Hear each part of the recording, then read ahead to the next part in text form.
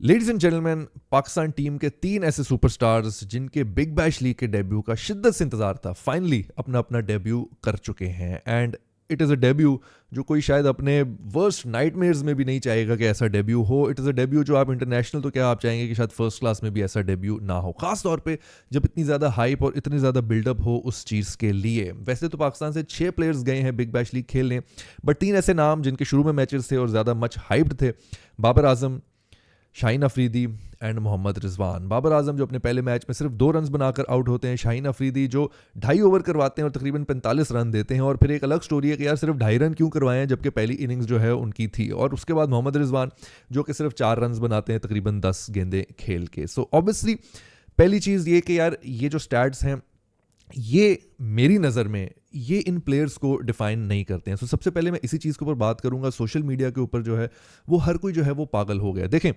Social media जो trolls हैं वो अपने ही मुल्क में जो है रह के जब अपने प्लेयर्स को खींचते हैं तो आपको दुख होता है। दूसरे मुल्क में तो लोग बैठे होते हैं, वेट कर रहे होते हैं कि यार कब हमारे प्लेयर्स जो हैं वो बुरी परफॉर्मेंस करें और फिर उनको वो खींचे।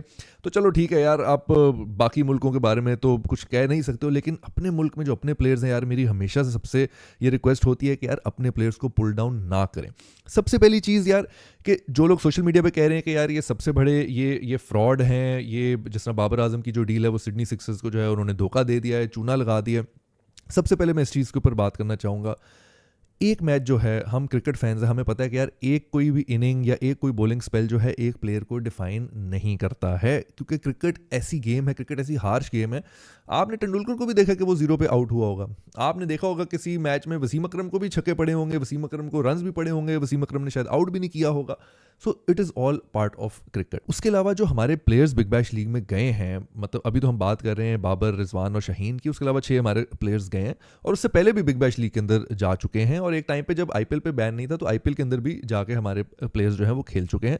बिकॉज पाकिस्तानी प्लेयर्स जो हैं क्रिकेटिंग वर्ल्ड के अंदर तकरीबन 10 ही टीमें हैं जो खेलती हैं, उसके अंदर एक रिस्पेक्टेड नेशन के अंदर आती है। 1-2 साल के अंदर शायद रिकॉर्ड अच्छा ना हो, लेकिन उससे पहले आप डोमिनेट कर रहे थे, आप T20 के सेमीफाइनल्स खेल रहे थे। 2017 में आपने चैंपियंस ट्रॉफी खेली थी। तो एक थोड़ा सा एक लल मोमेंट है, एक लल पीरियड है, एक डाउन है, लेकिन उसके बाद आपको पता है कि टीम कमबैक ही करती है। तो ये एक जो चीज़ है, ये जो 1-2 साल हैं, ये डिफाइन नहीं करते हैं पाकिस्तानी प्लेयर्स को या पाकिस्तान के क्रिकेट की हेरिटेज को। तो coming back to these 3 players, हमें पता है कि यार बाबर आजम जो है एक टाइम पे दुनिया कहती थी कि यार इस बंदे की कोई वीकनेस नहीं है। शाहीन अफरीदी जो है एक टाइम पे जो है वो ICC cricketer of the year बन चुके हैं। मोहम्मद रिजवान का रिकॉर्ड रह चुका है कि यार most calendar runs in T20 वो बना चुके हैं। तो ये ऐसे 3 नाम हैं, मैं स्पेसिफिकली इन्हीं तीनों की बात कर रहा हूँ कि इनके कुछ ऐसे रिकॉर्ड्स हैं, कुछ ऐसी वजूहात हैं जिसकी वजह से जो है वो इनको वो हाइप मिलती है। सोशल मीडिया पे ऑब्वियसली जो ट्रोल्स बैठे होते हैं, अब वो सोशल मीडिया हर जगह ले जाता है, जहाँ आपको इज्जत देता है वहाँ आपको फिर उठा के नीचे भी मार देता है। तो ये तो सोशल मीडिया की अच्छी बुरी चीज़ें हैं, ये एक अलग चीज़ है। लेकिन अगर किसी को एक हाइप मिलती है, एक ऐसा लेवल मिलता है किसी बंदे को, तो वो कोई फ्रॉड का लेवल नहीं हो सकता है। और सबसे ज़्यादा इंपॉर्टेंट चीज़ जिस पे ध्यान देने की ज़रूरत है कि यार ये ऐसा नहीं है कि पाकिस्तान ने या हमारे जो पीसीबी क्रिकेट मैनेजमेंट है उसने कोई ऐसे छुपाए हुए थे प्लेयर्स के, यार बिग बैश लीग वालों का यार ए पढ़ो, ए कोई प्लेयर है, ए तुसी पढ़ो, ए चलेगा। कोई जिस तरह वो नहीं होता कि वो दुकानदार जो है वो अनार देता है, यार ये पटाखा तू चला, ये शबरात वाले दिन जो है ना कन्फर्म चलेगा, ये तो चांद तक जाएगा कन्फर्म, ये फेल नहीं होगा। ये प्लेयर्स हैं हमारे, ये कोई कमोडिटीज़ या वो उस तरह से प्रोडक्ट नहीं है जो किसी ने देखा ही नहीं है।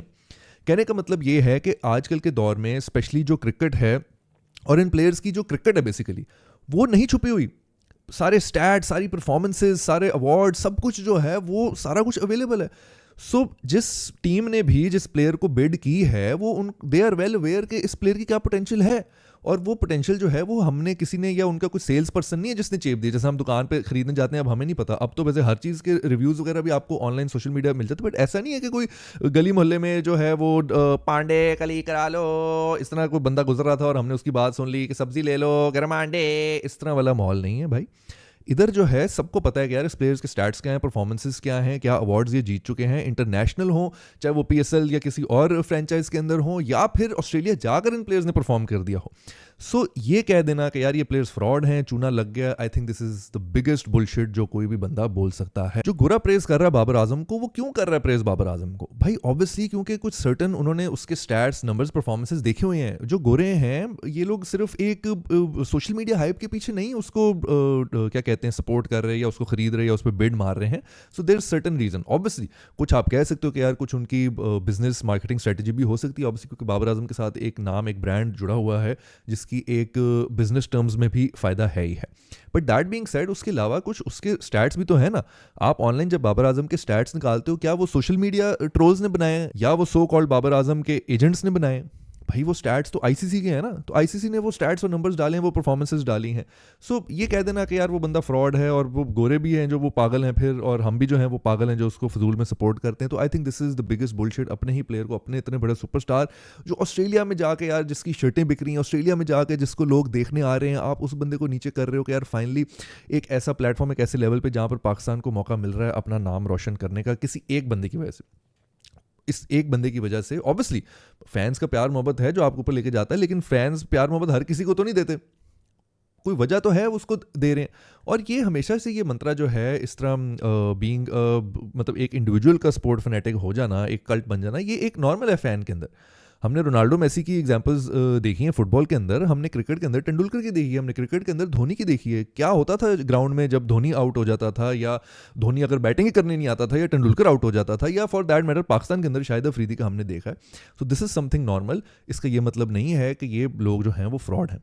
इसका मतलब है कि कोई ऐसी सर्टन चीज़ें हैं जो ऑडियंस को अपील करती हैं, जिसकी वजह से ऑडियंस जो है वो इन सर्टन सेंस जो है वो लुट जाते हैं इस प्लेयर को देखने के लिए. और ये हर स्पोर्ट के अंदर नॉर्मल है, और ये चीज़ें इसके बगैर ये चीज़ें एग्जिस्ट करेंगी तो ही स्पोर्ट जो है एज एंटरटेनमेंट जो है वो चलता रहेगा.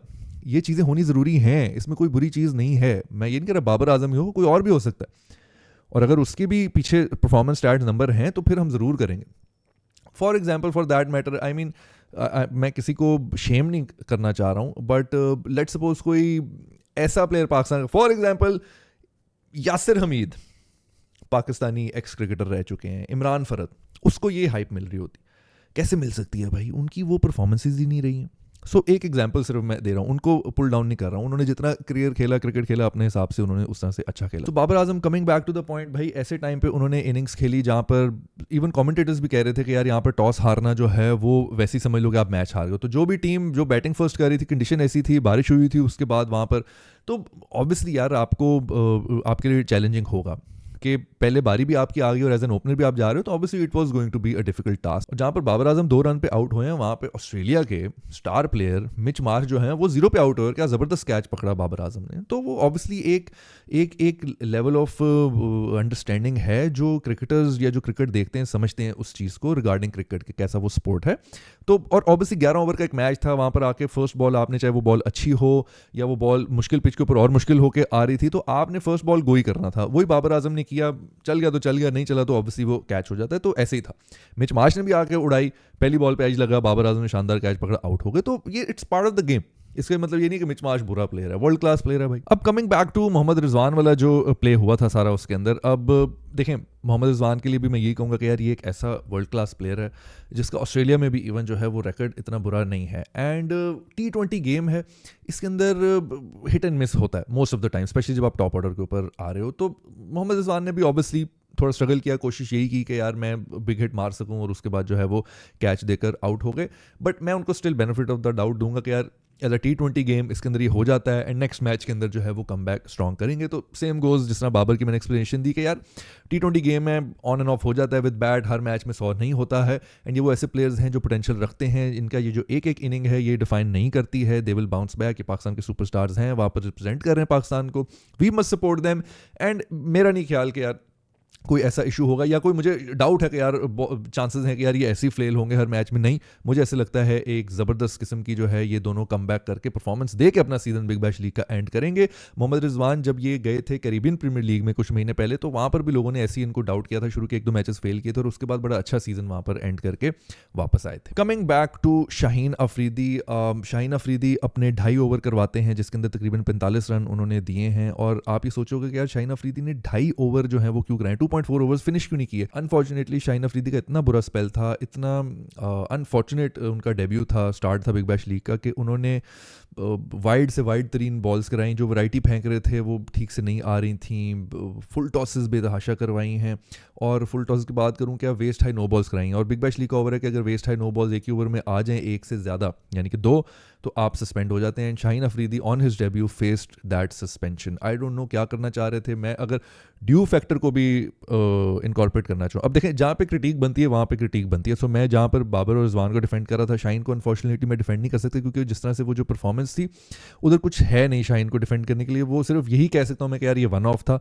अदरवाइज ही bowled really badly. It was one of the worst performances मैंने अपनी हिस्ट्री में जब से शाहीन अफरीदी को बोल करते देखा। I don't think Shaheen Afridi ने इससे ज़्यादा बुरी बॉलिंग की होगी। एंड ओनली वन थिंग कि यार शाहीन अफरीदी जिसके ऊपर ऑब्वियसली ब्रिस्बेन हीट्स की तरफ से खेल रहे हैं और वो बड़ी रिलाई कर रहे हैं शाहीन अफरीदी के ऊपर in terms to pull in the crowd, market किया जा रहा है उनको, जैसे कि सारे पाकिस्तानी सुपरस्टार्स को किया जा रहा है। I just feel, I hope कि यार ये वाकई ही वन ऑफ है और ये दोबारा रिपीट ना हो परफॉर्मेंस, बिकॉज जिस तरह से आज हुई, अगर फॉर एग्जांपल हम ड्यू को भी फैक्टर इन कर लें तो अब दैट इज़ के लेट्स सपोज कि अगर वो ड्यू है तो यार आप इस लेवल पे हो कि आपको पता होना चाहिए, मैनेज करना चाहिए, डैमेज कंट्रोल होना चाहिए। ऐसे हर बॉल जो है वो स्लिप ना कीजिए, back of the hand slow ball करा रहे हैं, वो कहीं निकल रही है, कटर ही नहीं पड़ रहे हैं, फुल टॉस पे फुल टॉस।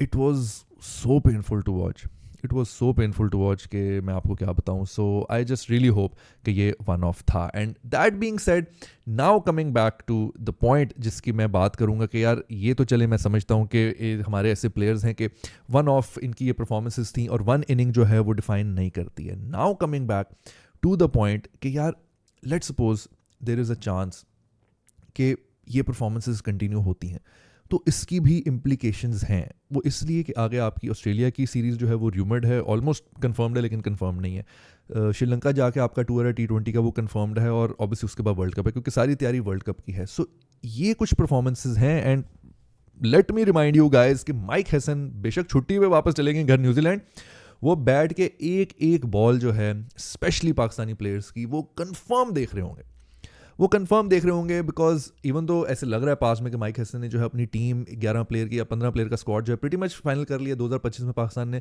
बहुत अच्छी T20 खेली और बहुत ज़्यादा T20 खेली है, तो ऐसा लग रहा है कि प्रीटी मच कॉम्बिनेशन उनका अच्छा है। लेकिन still there is still room, क्योंकि आपके पास अभी 2 सीरीज पोटेंशियल आगे पड़ी हैं जिसमें शायद कोई इक्का दुक्का प्लेयर, देखें मार्जिन हमेशा इक्का दुक्का प्लेयर का ही है, वो चेंज होने का मार्जिन हो सकता है। बाबर आजम की अगर बात करें तो अभी रिसेंटली वो वापसी हुई है उनकी T20 के अंदर, तो ये बिग बैश लीग की जो परफॉर्मेंसेज हैं वहाँ से माइक हैसन ये देख सकते हैं कि यार ये जो प्लेयर है ये गोया फॉर्म में आ रहा है, आउट ऑफ फॉर्म में वापस टीम में आ रहा है, एंड आउट ऑफ कॉन्फिडेंस आ रहा है। अगर ऐसी परफॉर्मेंस कंटिन्यू होती है तो out of form and out of confidence team में वापस आ रहे होंगे।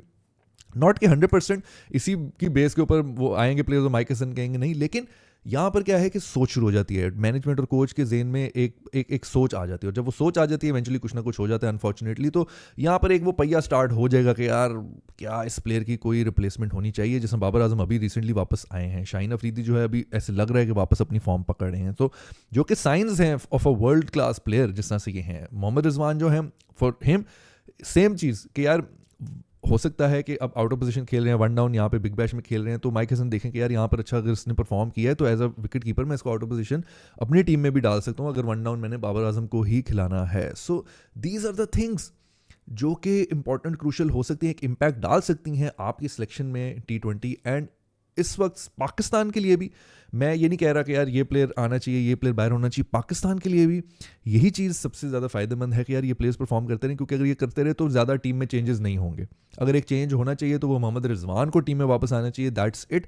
और वो मोहम्मद रिजवान खास तौर पे यहाँ पर परफॉर्म करे। So which is why I want all of these players to perform, ये स्पेशली ये 3 जो हैं वो परफॉर्म करें ताकि इनको ना छेड़ा जाए टीम से और टीम स्ट्रांग हो। अगर इस टाइम पे कोई ऐसी परफॉर्मेंस होती है जिसकी वजह से बाबर और शाहीन दोनों आउट होते हैं, तो मुझे ऐसे लगता है कि टीम में काफ़ी ज़्यादा जो है ना वो इश्यूज़ आ जाएंगे, और हो सकता है कि यहाँ पर आउट ऑफ फॉर्म हो और इंटरनेशनल में जाएं तो पॉसिबिलिटी है कि हो सकता है एक तो कोई फ़र्क ही ना पड़े, इंटरनेशनल ड्यूटी वैसी चलती रही, अच्छी परफॉर्म होती रही, या हो सकता है 1-2 मैचेस बाद इंटरनेशनल में वो चीज़ नज़र आनी चाहिए। तो वहाँ पर फिर वो जो एक पहिया जो स्टार्ट हुआ होगा सोच का, जो बिग बैश से स्टार्ट हुआ था in the mind of coach and management, वो फिर वहाँ पर इन इफेक्ट जो है वो प्ले कर देता है। सो मेरे लिए इसलिए ये कहना बड़ा ज़रूरी था कि यार 2 चीज़ें just to conclude this video कि यार हमारे प्लेयर्स हैं, एक इनिंग जो है वो डिफाइन नहीं करती है, पाकिस्तानी प्लेयर्स पाकिस्तानियों को सपोर्ट करना चाहिए। एंड नंबर 2 लेट्स सपोज खुदा खासा, because at the end they are humans, and unfortunately अगर ऐसा कोई बैड सीजन चला जाता है तो ये मत सोचें कि यार ये तो प्लेयर्स ऑलरेडी इंटरनेशनल में सिलेक्टेड हैं और यही वर्ल्ड कप खेलेंगे. Be mindful, be aware, anything can happen depending how bad the season goes, and we would just want as Pakistani fans, finger crossed, कि ऐसा कुछ ना हो and तमाम हमारे players जो हैं वो perform करें. That's it for today. See you guys in the next one. तब तक के लिए अल्लाह हाफिज.